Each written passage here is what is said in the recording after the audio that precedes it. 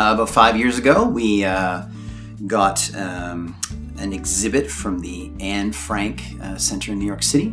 And it was the Dutch Resistance and Propaganda exhibit, which was really, really amazing. It had $1 million price tag in terms of insurance. And so I had voiced interest in creating a museum. So that just to get your feet wet, they sent it up. It was actually going somewhere else, but we had it for a week. And for 1 week, our students, our students, immersed themselves in these artifacts. And I remember a student turning, this is not really a good reflection of my teaching, but turning to me and saying, "No offense, Mr. Flosman, but I've learned more in a week at this museum than I have in the last month." I was like, that's a compliment, don't worry about it. So I just said, we have to have a museum. So put a simple ad in the paper. Artifacts from the community, stories from the community. That was then. We have over 700 artifacts in our museum.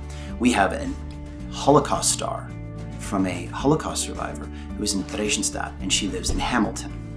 And just to brag a little bit, the ROM called, and now it is on loan at the ROM, our exhibit, which we're really excited. So the students basically, they immerse themselves. They gather an object, and it is student driven. So an object, a uniform, a medal comes in from the community, and they research, who is this person? What did they do? Right? And they create an exhibit. So we've got about $2,000 we spend a year on it. We fundraise through Rotary and the Optimist Club and Facing History.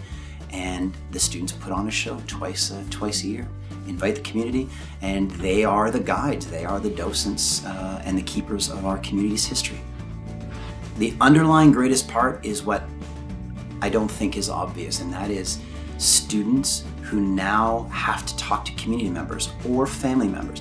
And there's a disconnect, like we all knew it. We were all 15 once, 16, 17, to talk to grandparents, right?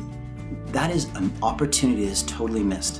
And I wish I could talk to my grandmother. I have about 1 million questions for her right now. But when you're 15, 16, 17, you don't have that perspective. This forces you to get that perspective, to spend time with your grandmother and grandfather and say, what was life like back in the day when you came to Canada as an immigrant? What's your experience? You know, I could teach them in the textbook, I could teach them with funny stories, but when they hold a uniform, we have a uniform with blood on it, right? And you say, okay, how did that man get this blood on the back of his uniform? What was the story here? And they have to research and they have to find out what life was like. You really put them in the shoes and they get so much more of a richer experience.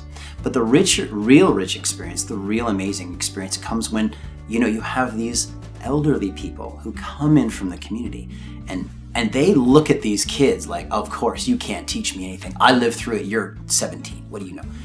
And you should see their eyes open. And they said, I can't believe that you know this. How do you know this? And the pride there. And it really breaks down barriers. It really does. So it's very multi-leveled, I think. You have an appreciation, no more ageism in our community. Hopefully we're trying to get rid of that. And both sides see each other as equals and respect. And also students get appreciation for history. We teach sometimes 2 lines of history. They go home, they hear funny stories and great stories from their parents and their grandparents, and then you teach this timeline of Canadian history. Why can't they be together, right? That's what our mission is at the museum.